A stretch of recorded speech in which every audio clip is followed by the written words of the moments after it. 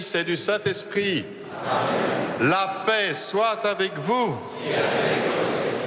Chers frères et sœurs, nous avons la joie aujourd'hui, dans ce temps de Noël, de fêter l'épiphanie de notre Seigneur, la manifestation du Christ qui se révèle à toutes les nations. Cela est bien sûr signifié par ces mages qui viennent d'Orient adorer notre Seigneur et qui savent le reconnaître au travers des signes que Dieu nous donne. Voilà pourquoi nous sommes vraiment comme ce peuple d'Israël que le prophète Isaïe demande de se réjouir. À qui le prophète demande de se réjouir? Debout, Israël, et resplendit. Oui, nous sommes dans la joie d'accueillir celui qui est venu jusqu'à nous et qui est la vraie lumière. Je salue bien sûr tous les fidèles qui sont ici présents dans cette cathédrale, mais aussi les auditeurs de Radio Notre-Dame, les téléspectateurs de KTO qui nous suivent régulièrement. J'ai pu voir pendant ces quelques jours où je suis allé loin que KTO allait loin aussi, puisque, voulant être discret, je me suis fait reconnaître grâce à KTO. Je ne dis pas à cause, je dis grâce à KTO, bien sûr. Et cette messe est tout spécialement dédiée pour les bienfaiteurs de notre diocèse. Oui, notre diocèse a de nombreux bienfaiteurs, dont sans doute, frères et sœurs, vous faites partie.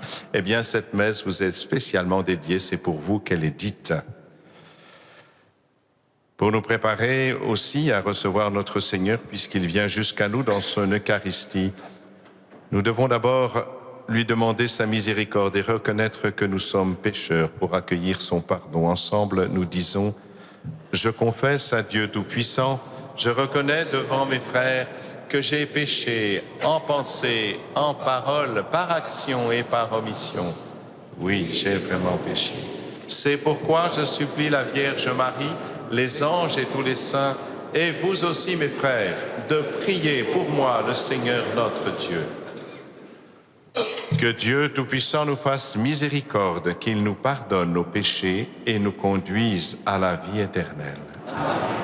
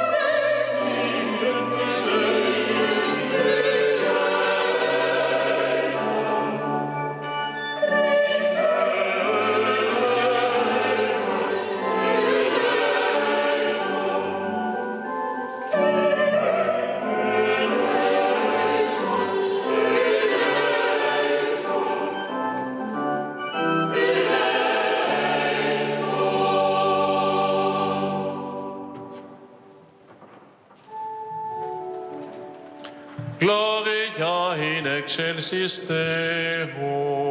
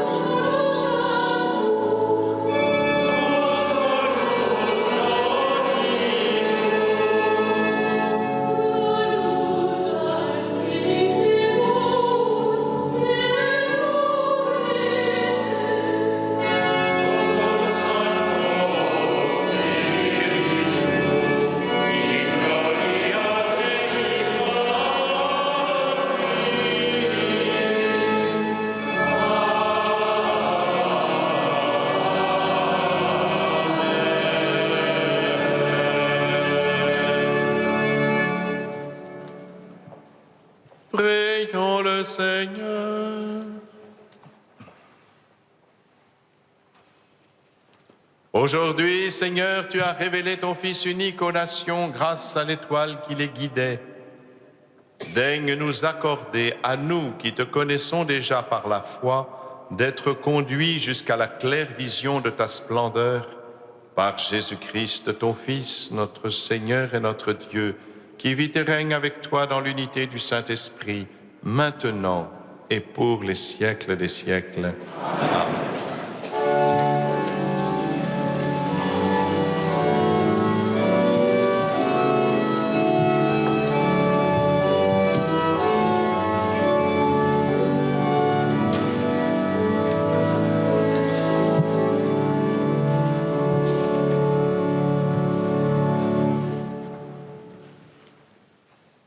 Lecture du livre du prophète Isaïe. Debout, debout, Jérusalem resplendit. Elle est venue ta lumière, et la gloire du Seigneur s'est levée sur toi.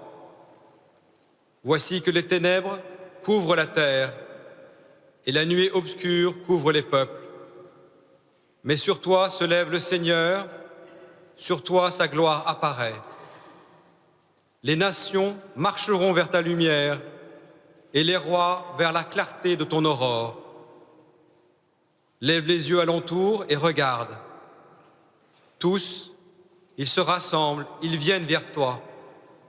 Tes fils reviennent de loin et tes filles sont portées sur la hanche. Alors tu verras, tu seras radieuse, ton cœur frémira et se dilatera.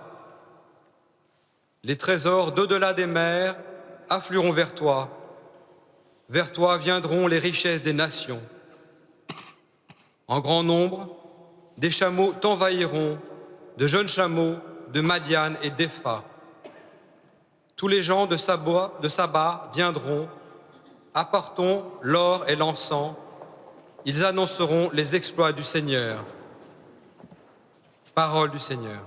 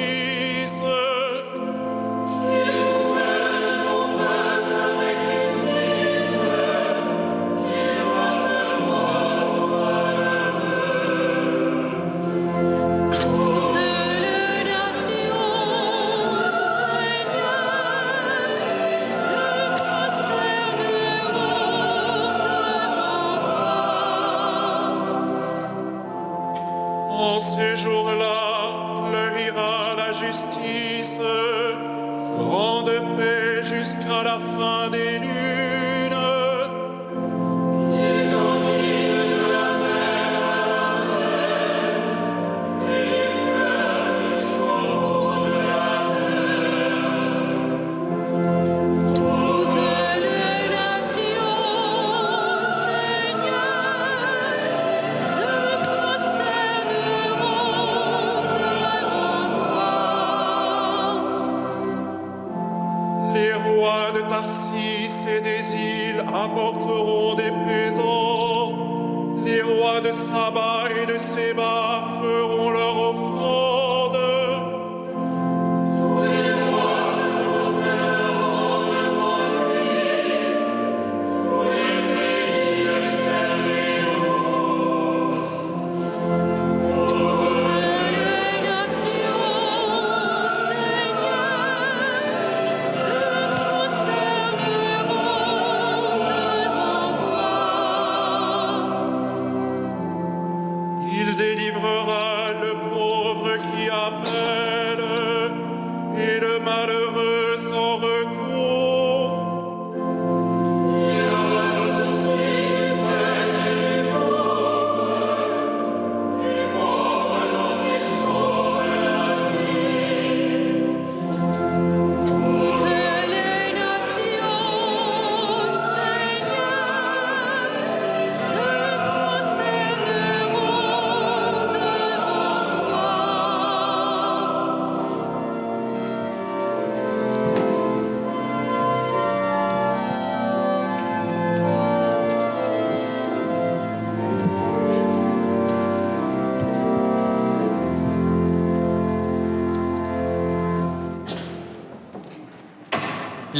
Lecture de la lettre de saint Paul apôtre aux Éphésiens.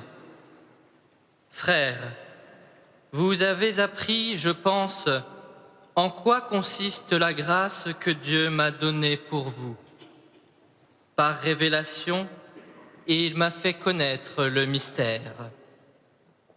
Ce mystère n'avait pas été porté à la connaissance des hommes des générations passées, comme il a été révélé maintenant à ses saints apôtres et aux prophètes dans l'Esprit. Ce mystère, c'est que toutes les nations sont associées au même héritage, au même corps, au partage de la même promesse, dans le Christ Jésus, par l'annonce de l'Évangile. Parole du Seigneur.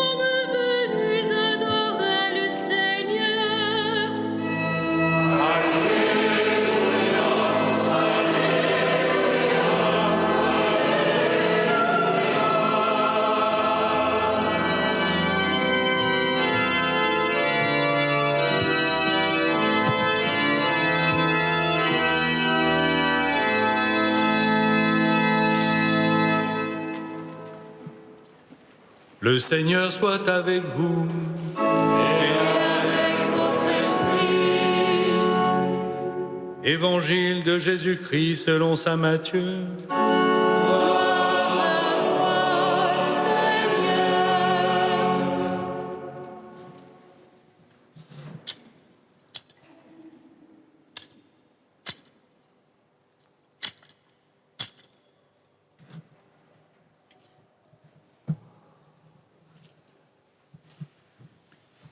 Jésus était né à Bethléem en Judée au temps du roi Hérode le Grand.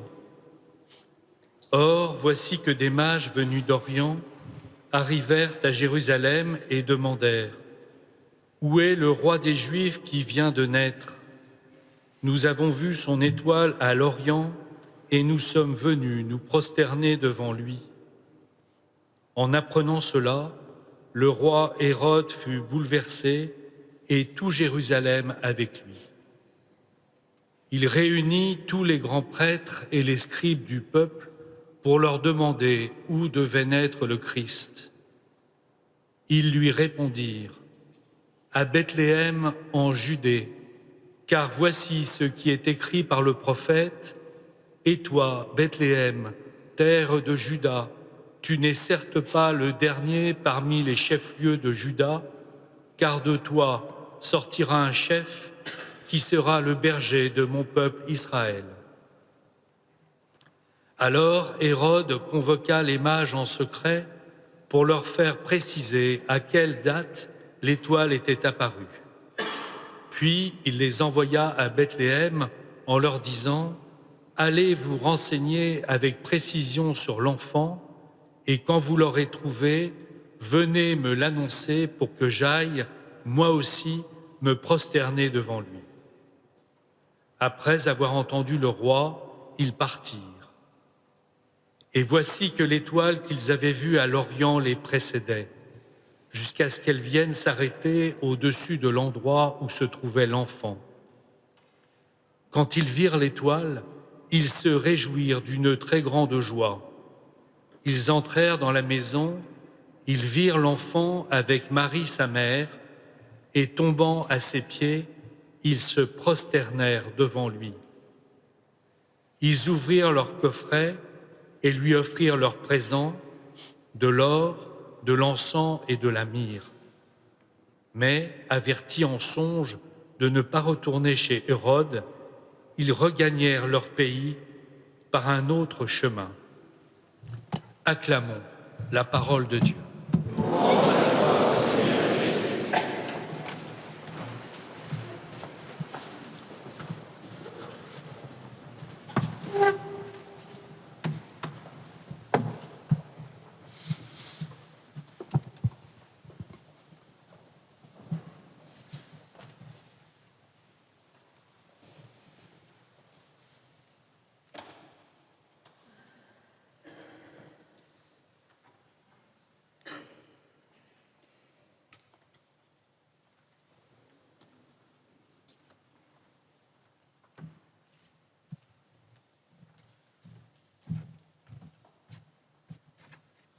Voilà, chers frères et sœurs, nous connaissons bien cette scène des mages qui viennent jusqu'à l'étable, jusqu'à la maison où est cet enfant. L'iconographie chrétienne l'a tellement représenté. Puis, quel est celui d'entre nous qui n'a pas chanté de bon matin, j'ai rencontré le train de 3 grands rois qui partaient en voyage, je vous épargne le chant. Mais nous avons tous chanté cela. Mais qui étaient donc ces hommes? Vraisemblablement des savants peut-être chaldéens de Mésopotamie, où on savait lire les cartes du ciel, sans doute de grands savants. À cette époque, vous savez, il n'y avait pas de distinction entre l'astronomie, qui est simplement la science appliquée au mouvement des astres, et l'astrologie, qui est un art divinatoire. La distinction qui existe entre la science de l'astronomie et l'astrologie court simplement depuis le XVIIe siècle. L'astronomie est une science extrêmement sérieuse, bien entendu, alors que l'astrologie aujourd'hui passe plutôt pour quelque chose qui relève, pour certains et pour beaucoup, même de la superstition. Ma question, en regardant ces mages, ces savants, est-ce qu'aujourd'hui, de savants astronomes seraient capables de lire les signes au-delà de la connaissance objective de ce qu'ils observent? Et oui, nous connaissons la méthode scientifique. C'est un principe de connaissance qui s'appuie sur l'observation et la vérification expérimentale dans une interaction constante entre la théorie et l'expérience. La science constate. Elle nous fait connaître ce qu'il y a dans l'univers. Mais la véritable question qui s'est posée à ces mages, comme elle se pose pour nous aujourd'hui, je pense, nous qui sommes tellement cartésiens, comme on le dit si souvent, eh bien, c'est comment on fait pour passer d'un fait observé à la compréhension de ce monde et à sa finalité ultime, la seule chose qui soit importante. À quoi sert de savoir comment si on ne sait pas pourquoi? Voilà, nous savons aujourd'hui effectivement que la découverte du mouvement d'expansion du cosmos, qui a lieu à peu près il y a un siècle par Hubble, a permis de concevoir justement que tout provient d'une explosion initiale de l'espace qui est à l'origine de la naissance de l'univers, qui s'appelle le Big Bang. Entre parenthèses, théorique qui fut découverte par un prêtre. Eh oui. Vous voyez que ceux qui veulent séparer la science et la foi sont encore dans l'erreur. C'est le Galilée à l'envers, quoi. D'ailleurs, comme il était prêtre, il n'est pas très célèbre aujourd'hui, alors qu'il a fait quand même une découverte extraordinaire. Bon, ceci dit, je ferme la parenthèse. Donc, cette théorie a été confirmée ultérieurement, dans les années 65, par une lumière fossile qui montre bien qu'il y a cet univers en expansion et aujourd'hui en accélération constante. Bon, ça, c'est le constat. Très bien. Et puis, nous savons aussi que nous voyons briller dans le ciel à peu près 100 milliards de galaxies observables. Quelle merveille! 100 milliards de galaxies observables. Au fait, quelle étoile vais-je suivre? Enfin bon, mais ces 100 milliards de galaxies, c'est considérable, ne représentent que 0,5% du contenu total de l'univers. Tout simplement parce que la plus grande partie de cet univers n'émet aucune lumière et donc nous est imperceptible. Cela veut dire que ce que nous observons, c'est que la partie émergée de l'iceberg. Eh oui, voilà. Mais ma question, je continue ma question parce qu'il faut aller jusqu'au bout des questions que l'on pose. Ces connaissances qui sont parfaitement vérifiables par la science, est-ce qu'elle nous empêche d'y voir des signes qui nous permettraient de comprendre spirituellement le sens de notre existence, comme l'ont fait les mages. Je crois vraiment qu'il est de l'ordre de l'intelligence humaine de passer de l'observation à l'explication et de l'explication à la contemplation. L'observation, c'est la science. L'explication, c'est la philosophie. La contemplation, c'est la grâce. Et je crois que justement, Dieu nous a rendus intelligents, non pas pour que nous nous enfermions dans nos certitudes scientifiques ou bien dans nos certitudes logiques que permet la philosophie, mais que nous puissions être accessibles à la grâce qui nous rend plus intelligents. Et je pense que c'est ce qu'ont fait ces mages. En effet, c'est un phénomène extraordinaire, un phénomène observable qui a mis en route ces mages savants qui venaient de l'Orient. Mais ils ne se sont pas contentés d'observer. Ils en ont recherché le sens. Et n'est-ce pas ce qui nous manque aujourd'hui? A contrario, il y a l'attitude des religieux de Jérusalem que Hérode va interroger. Le rôle de ces religieux, c'est de comprendre les signes que Dieu donne. Et ils sont au courant, ils les attendent. Et ils ont été incapables de voir les signes et à travers de ces signes, incapables de voir la présence de celui qu'ils attendent depuis toujours. C'est terrible. Cela veut dire qu'il y a deux attitudes qui nous empêchent de trouver le Christ. La première, c'est ce qu'on appelait au XIXe siècle le positivisme, qui nous empêche de déployer une intelligence spéculative capable de donner du sens à la matière observée. Ça, c'est un logiciel extrêmement étriqué. Mais la seconde, ce n'est pas mieux. Et c'est peut-être même pire. La seconde, c'est de s'approprier la chose religieuse, comme l'ont fait les scribes et les pharisiens, au point de l'enfermer dans nos petites certitudes étriquées en refusant de se laisser bousculer par l'inattendu. Et malheureusement, force est de constater que quelquefois, c'est aussi un peu notre attitude. Voilà pourquoi je crois que ces mages sont à contempler, eux. Ils sont extraordinaires. Ce sont de grands savants. Ils se réjouissent, comme de grands savants, de la contemplation de l'étoile. D'ailleurs, vous savez, le terme de grande joie qui est employé dans l'Évangile est exactement le même que celui employé quand les disciples voient le Christ ressuscité. Ils furent pris d'une grande joie. Alors là, ce n'est pas seulement, vous comprenez, la joie de celui qui découvre quelque chose, Eureka. Non, c'est quelque chose de bien plus grand encore. Parce que, vous l'avez sans doute remarqué, les mages ne se prosternent pas devant l'étoile, cette étoile magnifique et mystérieuse, ce qu'aurait fait n'importe quel païen. Non, ils se prosternent devant l'enfant, ce petit enfant. Petit enfant qui est là, tout petit, tout faible.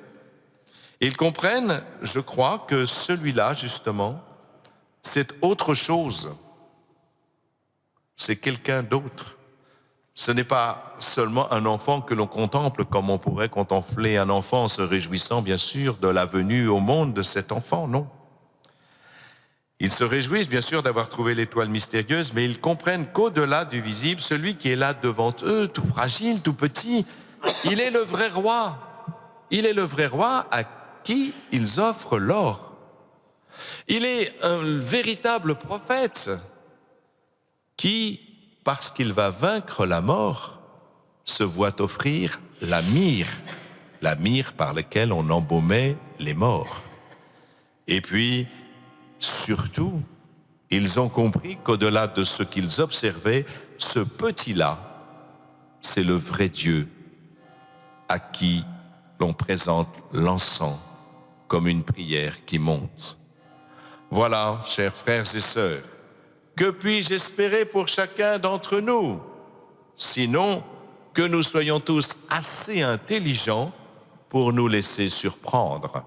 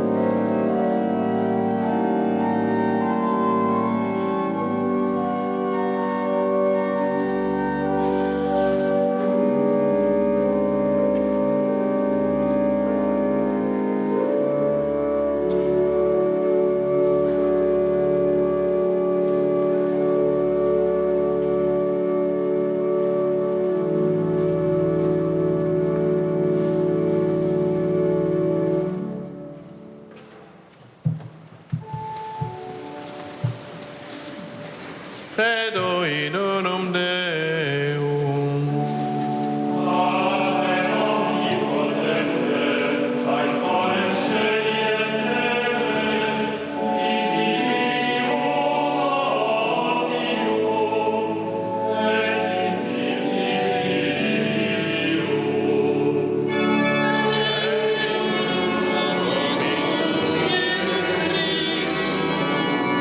Filium Dei,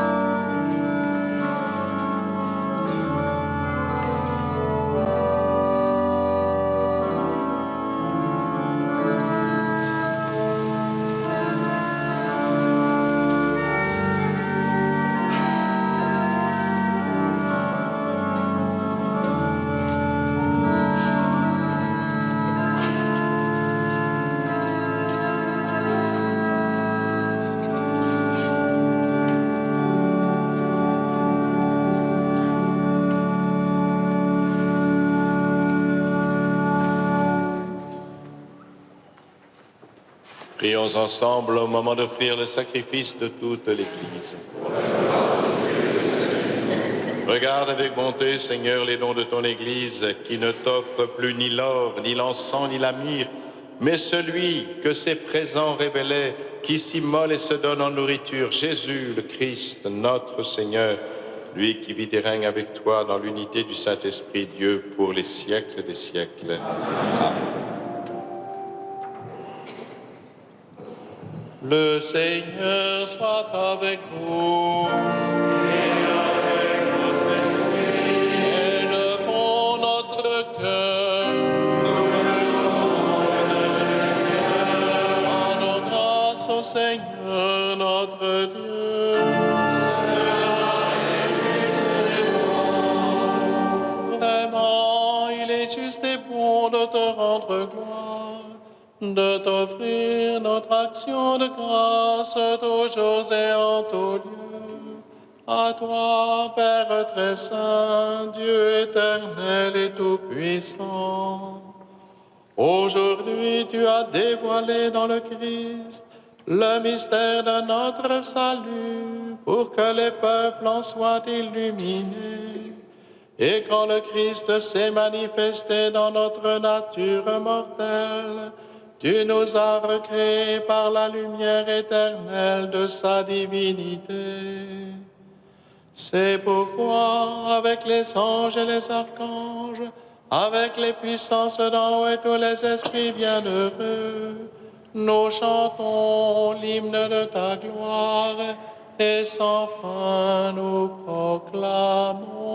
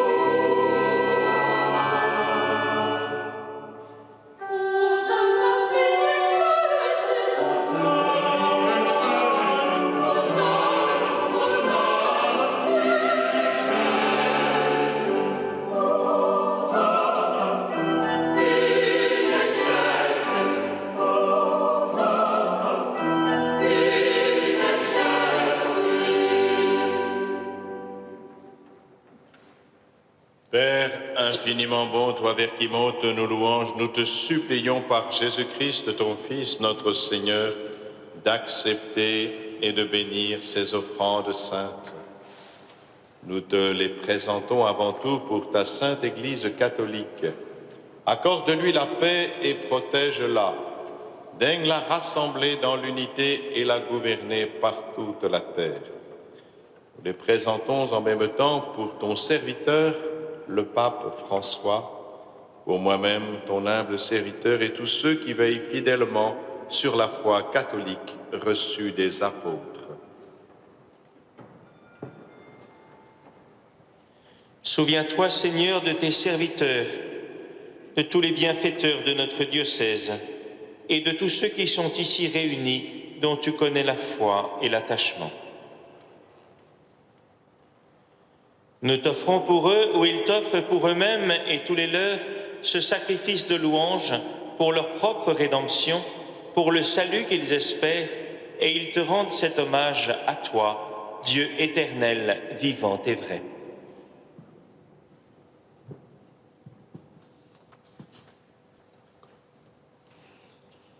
Dans la communion de toute l'Église, nous célébrons le jour très saint où ton Fils unique, qui partage éternellement ta propre gloire, s'est manifesté à nos yeux dans un vrai corps pris de notre chair. Et nous voulons nommer en premier lieu la bienheureuse Marie, toujours vierge, Mère de notre Dieu et Seigneur Jésus-Christ, Saint Joseph, son époux, les saints apôtres et martyrs, Pierre et Paul, André, Jacques et Jean, Thomas, Jacques et Philippe, Barthélemy et Matthieu, Simon et Jude, Lin, Clay, Clément, Sixte, Corneille et Cyprien, Laurent, Chrysogone, Jean et Paul, Côme et Damien et tous les saints. Accorde-nous par leurs prières et leurs mérites d'être toujours et partout forts de ton secours et de ta protection. Voici l'offrande que nous présentons devant toi, nous tes serviteurs et ta famille entière. Dans ta bienveillance, accepte-la. Assure toi-même la paix de notre vie, arrache-nous à la damnation et reçois-nous parmi tes élus. Sanctifie pleinement cette offrande par la puissance de ta bénédiction. Rends-la parfaite et digne de toi, qu'elle devienne pour nous le corps et le sang de ton Fils bien-aimé, Jésus-Christ notre Seigneur.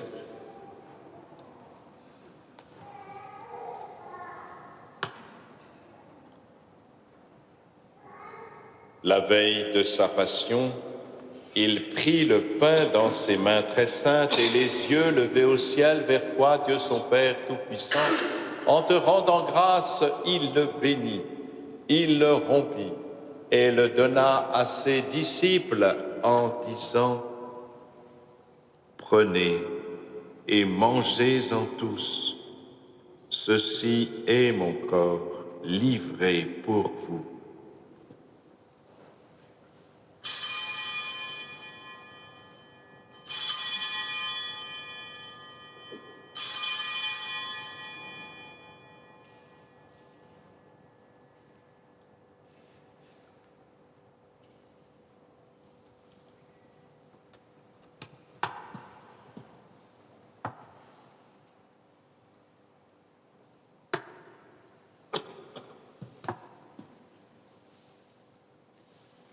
De même, à la fin du repas, il prit dans ses mains cette coupe incomparable et te rendant grâce à nouveau, il la bénit et la donna à ses disciples en disant : Prenez et buvez-en tous, car ceci est la coupe de mon sang, le sang de l'alliance nouvelle et éternelle qui sera versé pour vous et pour la multitude en rémission des péchés.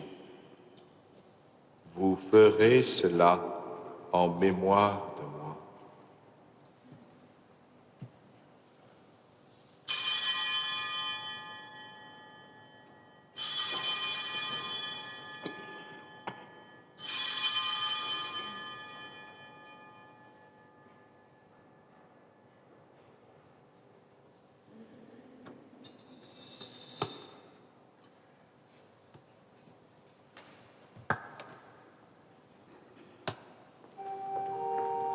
Il est grand le mystère de la foi.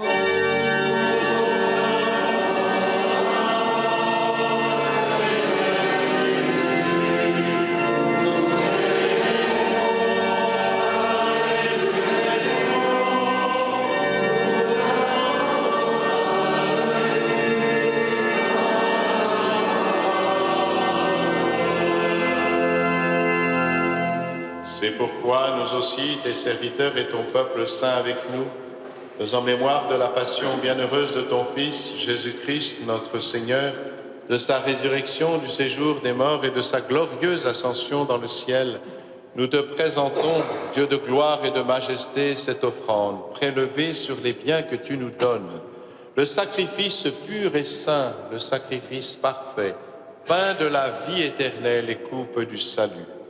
Et comme il t'a plu d'accueillir les présents d'Abel le juste, le sacrifice de notre père Abraham, et celui que t'offrit Melchisédek, ton grand prêtre, en signe du sacrifice parfait, regarde cette offrande avec amour et dans ta bienveillance, accepte-la. Nous t'en supplions, Dieu Tout-Puissant, qu'elle soit portée par ton ange en présence de ta gloire sur ton autel céleste, afin qu'en recevant ici par notre communion à l'autel le corps et le sang de ton Fils, nous soyons comblés de ta grâce et de tes bénédictions par Jésus le Christ, notre Seigneur. Souviens-toi de tes serviteurs qui nous ont précédés, marqués du signe de la foi et qui dorment dans la paix. Pour eux et pour tous ceux qui reposent dans le Christ, nous implorons ta bonté, qu'ils entrent dans la joie, la paix et la lumière. Et nous, pécheurs, qui mettons notre espérance en ta miséricorde inépuisable, admets-nous dans la communauté des bienheureux apôtres et martyrs, de Jean-Baptiste, Étienne, Matthias et Barnabé, Ignace, Alexandre, Marcelin et Pierre, Félicité et Perpétue, Agathe, Lucie, Agnès, Cécile, Anastasie et de tous les saints. Accueille-nous dans leur compagnie sans nous juger sur le mérite, mais en accordant ton pardon par Jésus-Christ notre Seigneur. C'est par lui que tu ne cesses de créer tous ces biens, que tu les bénis, leur donnes la vie, les sanctifies et nous en fais le don.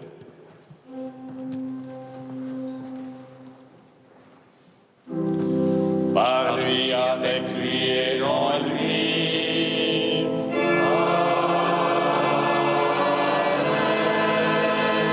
À toi, Dieu le Père Tout-Puissant, dans l'unité du Saint-Esprit.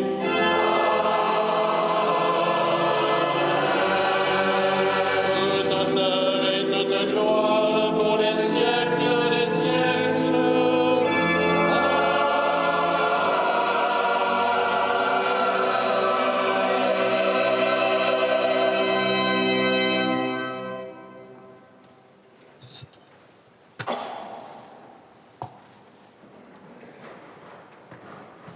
Unis dans le même esprit, nous pouvons dire avec confiance la prière que nous avons reçue de notre Sauveur. Notre Père qui es aux cieux, que ton nom soit sanctifié, que ton règne vienne, que ta volonté soit faite sur la terre comme au ciel. Donne-nous aujourd'hui notre pain de ce jour. Pardonne-nous nos offenses, comme nous pardonnons aussi à ceux qui nous ont offensés. Et ne nous laisse pas entrer en tentation, mais délivre-nous. Délivre-nous de tout mal, Seigneur, et donne la paix à notre temps. Par ta miséricorde, libère-nous du péché. Rassure-nous devant les épreuves en cette vie où nous espérons le bonheur que tu promets et l'avènement de Jésus-Christ, notre Sauveur, car c'est à toi qu'appartiennent le règne, la puissance et la gloire pour les siècles des siècles. Seigneur Jésus-Christ, tu as dit à tes apôtres, je vous laisse la paix, je vous donne ma paix. Ne regarde pas nos péchés, mais la foi de ton Église. Pour que ta volonté s'accomplisse, donne-lui toujours cette paix et conduis-la vers l'unité parfaite, toi qui règnes pour les siècles des siècles. Amen. Que la paix du Seigneur soit toujours avec vous. Dans la charité du Christ, donnez-vous la paix.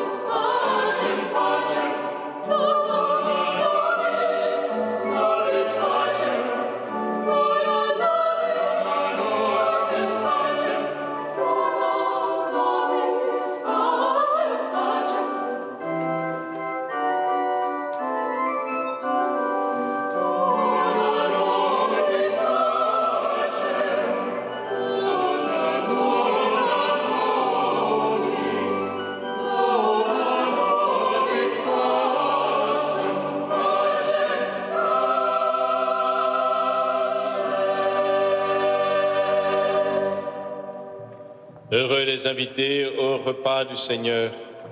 Voici l'agneau de Dieu qui enlève le péché du monde.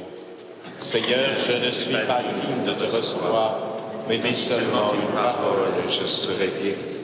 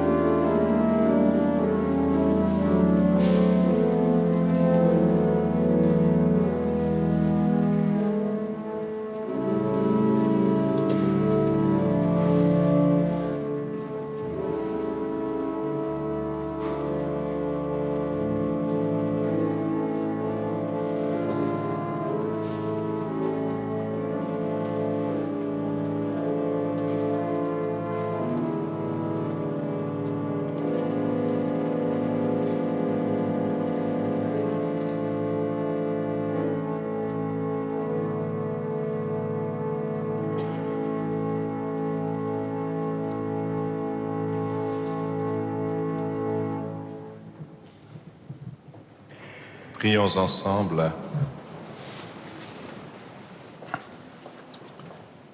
Que la clarté d'en haut, Seigneur, nous dirige en tout temps et en tout lieu. Et puisque tu nous fais communier à ce mystère, puissions-nous désormais le pénétrer d'un regard pur et l'accueillir dans un cœur plus aimant par Jésus le Christ, notre Seigneur.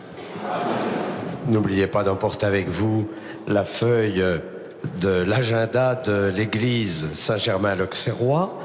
À la seconde partie, vous avez la neuvaine de Sainte-Geneviève.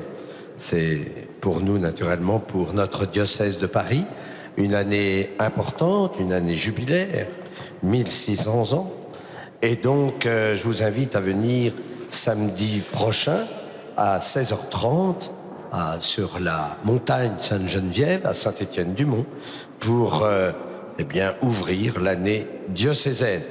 La paroisse, elle est intéressée aussi par Sainte-Geneviève, car c'est Saint-Germain d'Auxerre qui a accueilli la consécration de notre Geneviève. Donc nous sommes liés à Sainte-Geneviève. Voilà, on a eu la chance d'avoir la messe, une messe de Mozart, une messe brève de Mozart, par notre maîtrise, ainsi que le Vidantes Stellam de Poulain. Et notre crèche, nos mages sont arrivés, ce sont des mages suédois, et donc ils ne sont pas sur des chameaux, mais sur des chevaux.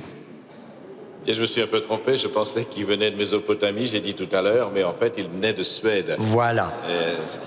Écoutez, c'est pas grave, hein, l'important c'est ce pourquoi ils sont venus, celui pour qui ils sont venus. Merci mon Père.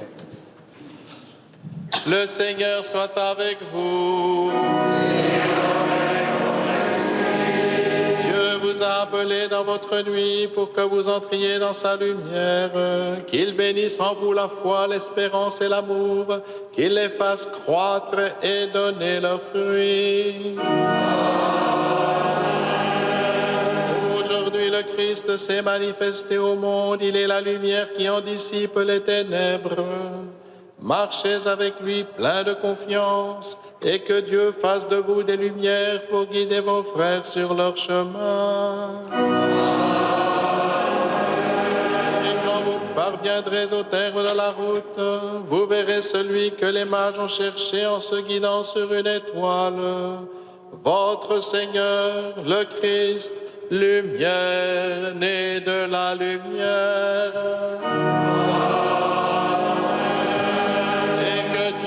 Tout-Puissant vous bénisse, le Père, le Fils et le Saint-Esprit.